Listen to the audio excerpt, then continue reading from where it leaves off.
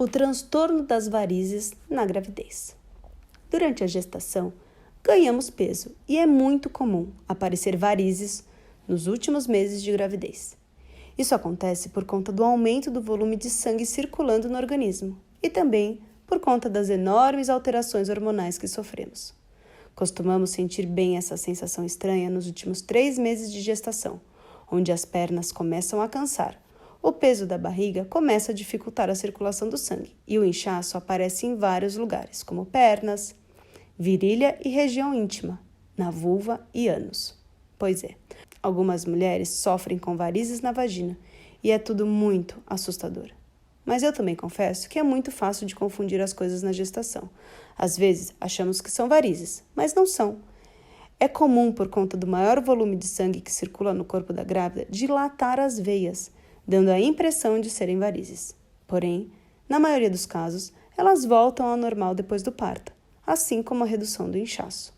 Então, vou pontuar alguns sintomas das varizes na gestação: dor nas pernas ou virilhas, sensação de peso nas pernas, pernas mais inchadas no final do dia, coceira no local das varizes e alteração da sensibilidade da perna.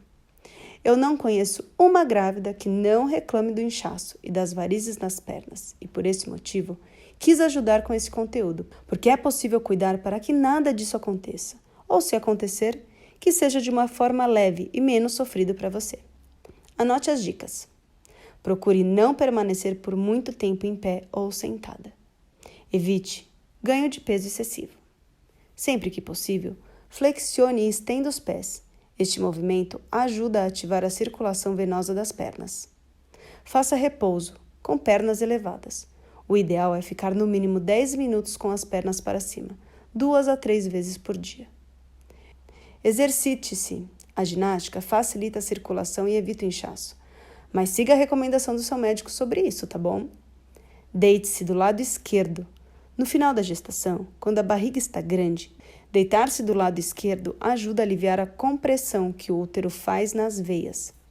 Use meia de compressão elástica. A meia pode ser usada desde o início da gravidez, até 4 semanas após o parto. Ela alivia os sintomas de inchaço e peso e evita o surgimento de varizes e até trombose venosa. Evite cruzar as pernas quando está sentada. Durma com as pernas mais elevadas. Massagear os pés e as pernas no final do dia também ajuda. E beba muita água para ajudar na hidratação e na circulação.